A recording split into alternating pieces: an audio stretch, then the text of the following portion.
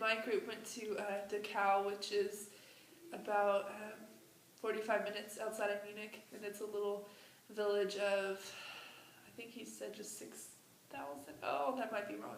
I don't know. It's a small number, but it's a little village outside of Munich, and that is where the Dachau concentration camp was in the 30s to early 40s, and it was the first concentration camp established in Germany. There were already some in Poland, I believe, but this was the first one, and it was, the propaganda that was coming out of it was that it was a place to rehabilitate political prisoners and people that didn't fit the ideal of the society, like homosexuals, Jews, journalists, just anybody. And that's what they propagated, that it was a place for them to be rehabilitated, when it really was just a concentration camp. Well, and our tour guide said that it was really training for a lot of SS soldiers too, that they didn't do a lot of mass killings there, and they didn't, it was a little different from the other concentration camps, but they did do, they did kill groups of people, and I thought one of the most interesting things was when they described what roll call was like, because when you walk into the camp, you go into the entrance that everyone else when they came to the camp went in, and you can see where the train track was that they used to bring people to the camp, and you walk right in, and then there's this huge, courtyard is what you'd call it, right in front of the barracks, and that's where the prisoners would have to go every day for roll call, and they'd have to stand for hours until everyone was accounted for, whether they passed out or not, whether they even dragged dead bodies out to the courtyard because they had to be there for count. So we got to see that courtyard, we got to see the barracks that not all of the barracks are standing, but there were 2 that were still standing as a memorial to those that were there. We got to see the crematorium, the prison. Yeah, there was I didn't get to see the prison, y'all did though. There were a lot of monuments, a lot of really, it was very, I think it was moving, especially, did you see the crematorium when y'all went? There is a pathway behind it, and it goes off into the woods a little bit, a wooded area, and they have monuments for the people that died out there, and it's really very, I hate to say pretty, but it's very peaceful out there, and it's just trees and these monuments, and it's very quiet, so it was kind of I know Judy said it was kind of like a conflict of emotion for her, very sad, but at the same time, just such a beautiful place to reflect on everything. So it was very good. I thought when we went yesterday, our tour guide was talking about how there were, like, Joseph Mengele is the doctor that's always associated with all of the horrible experiments, the medical experiments and everything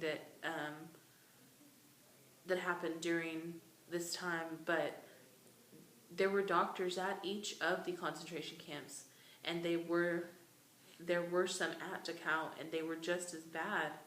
Yeah. And the fact that none of the doctors were ordered to do this, none of the doctors were required to do this. They didn't have orders from the SS or from Hitler or anybody to do this. They did it just to do it. Just to be cruel. Yeah.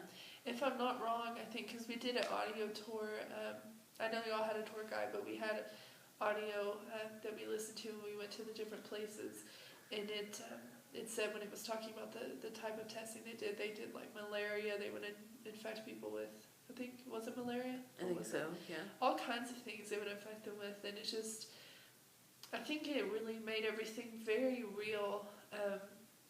I wasn't very emotional in the moment. It was more of, wow, putting an actual place to everything that I've heard. It's just, it's really indescribable. I don't even know how to sum it up shortly. I obviously haven't summed it up shortly because we're going on for a while, but I think it was probably the most amazing thing that I've seen, and I don't doubt that it'll be the most amazing thing that I'll see the whole trip because of just the historical value of it. And I was telling Amanda earlier, I think that, while I was there, I felt a conflict of being a tourist coming to this area. It's not a happy place to go. You don't really take happy photos there. I mean, this is a memorial. It's actually called the Dachau something memorial, concentration camp memorial. They don't just say it's a concentration camp. Obviously, it's a memorial to those who died, and I think that it is important that we remember them. And it isn't about being a tourist and just seeing the interesting things in town. I think it's about remembering the people that suffered and died, and it's important to keep doing that. We probably, the most powerful part there were two. One is when we went into the prison. It was so cold in there, and it's not the coldest part of the year. And the fact that people were freezing to death in there, you could feel that it was, the air was very sharp. Like when it's cold, you know how it can be really sharp, and that's how it was. And it was very eerie down there. But the other part, have you seen Schindler's List? No, Movie? I didn't watch it. No, Okay. Well, there's a part where some of the prisoners at one of the other camps are shipped to Auschwitz, and they put them in the disinfecting room, make them disrobe. Oh, right. And then they put them in the room with the showers, and Which we got to see here. Yeah. They had showers, and it is. They would tell people that they were going to get a shower, and it was actually a way for them to do a mass extermination where gas would come out of the shower heads instead of water. And the scene in the movie is really like mentally, what is it? Not mental. It's very like dramatic in the way that they do it. You can feel how scared these women are to be in those showers, and the lights go off, and then they start screaming and stuff. And standing there in that room and knowing that that's what the room's purpose was for. Yeah.